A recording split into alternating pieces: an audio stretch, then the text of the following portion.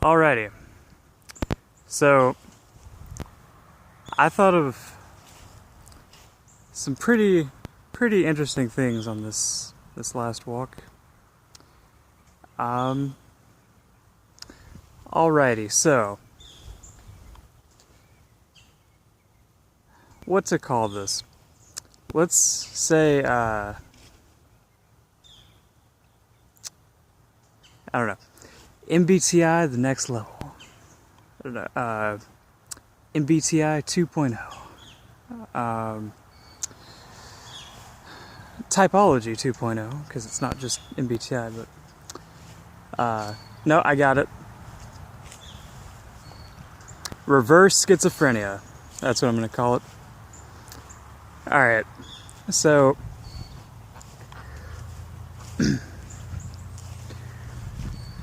oh man.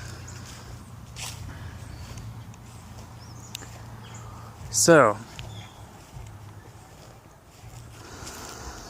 first off, some of this information honestly may be kind of dangerous to people that don't understand meditation. I shouldn't say don't understand, but just don't know the right meditation techniques to be able to balance out the doors that this will open for you.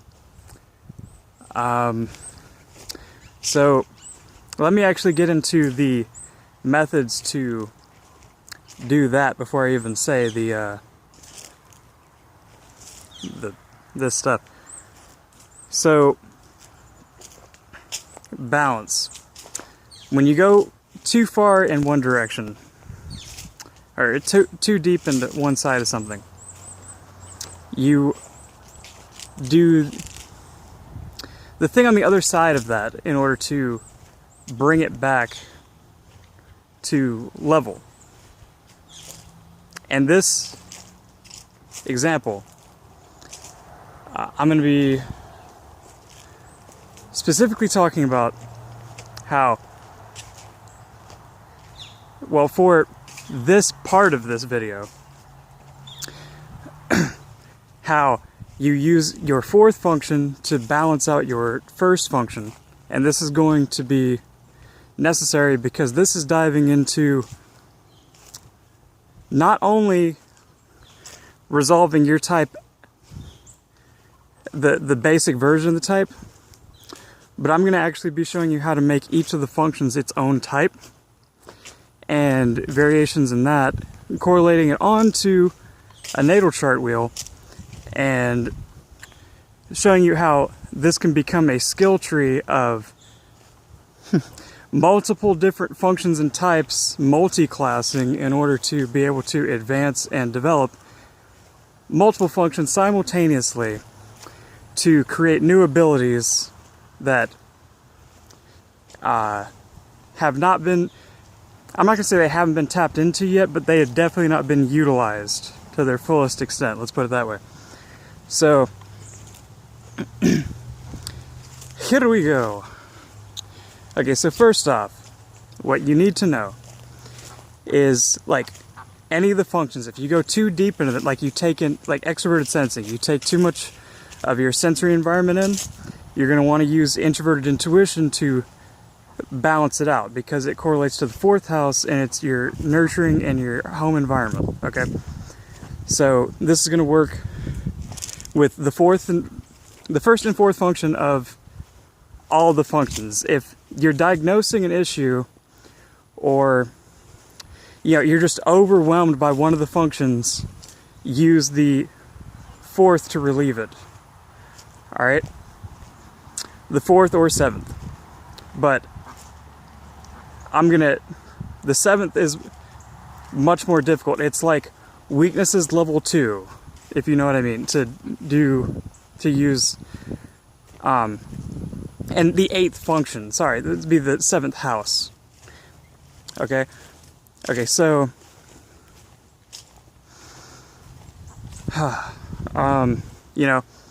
introverted intuition, you'd want to use extroverted sensing to relieve it. If you're using introverted sensing, you want to use extroverted intuition to relieve that.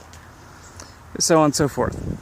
The other function that's in tandem with it, the reverse of the direction and the other kind of the function that it is.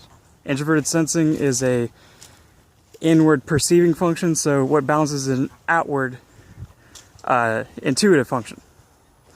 Okay? Balancing in terms of soothing and nurturing, not balancing as in the total thing that it isn't.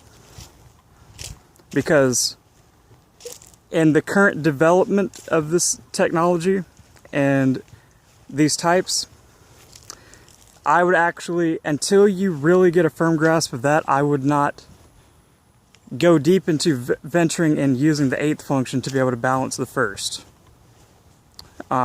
Because in your psyche, you're going to be viewing that as something that others do. And that's the reason for that. So,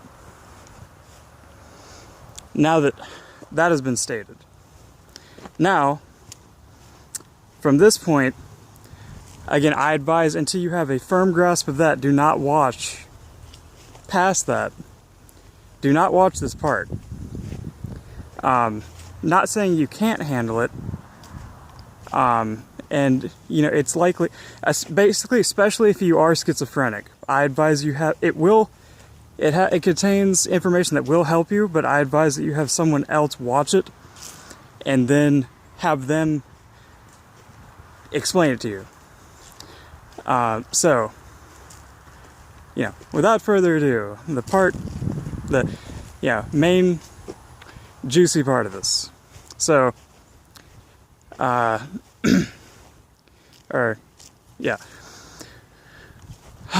so,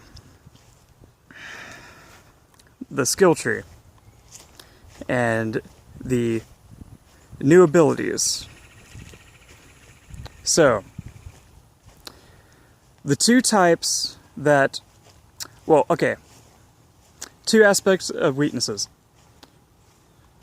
First up, the two types that are related to your first house and 7th house are going to be the, it's like the types. You have your main type, if you're an INTP, like I've talked about before, the first house is going to be your TI, the 11th house is going to be your NE, or, you know, your second function. The 3rd house is going to be the 3rd function, SI, or introverted sensing, and the 4th house is going to be extroverted feeling, or FE. Alright, so the type that you're going to be the most likely to not have the most interactions with or development of their abilities is going to be the type with the same first and last letter, but the reverse middle 2 letters. Just because you both, in a way, may be trying to do the same thing, but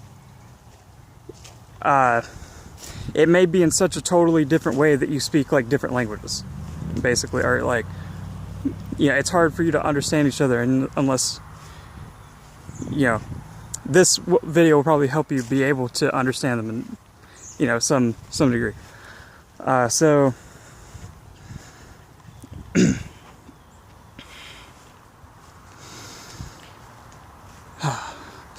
having said that, okay, so we got function combinations of, basically, if you're looking at like the natal chart, the two across from each other, or the function of the same direction and the same type of function, but the other of that same type and direction, basically. Like extroverted thinking and extroverted feeling are going to be, what would be an example, extroverted intuition and extroverted sensing, because like extroverted thinking, extroverted feeling are both extroverted judging functions. Extroverted intuition, extroverted sensing are both like extroverted, perceiving functions, and same for the introverted ones. Introverted sensing, introverted intuition, and introverted thinking and introverted feeling. So, actually, let me go ahead and split this.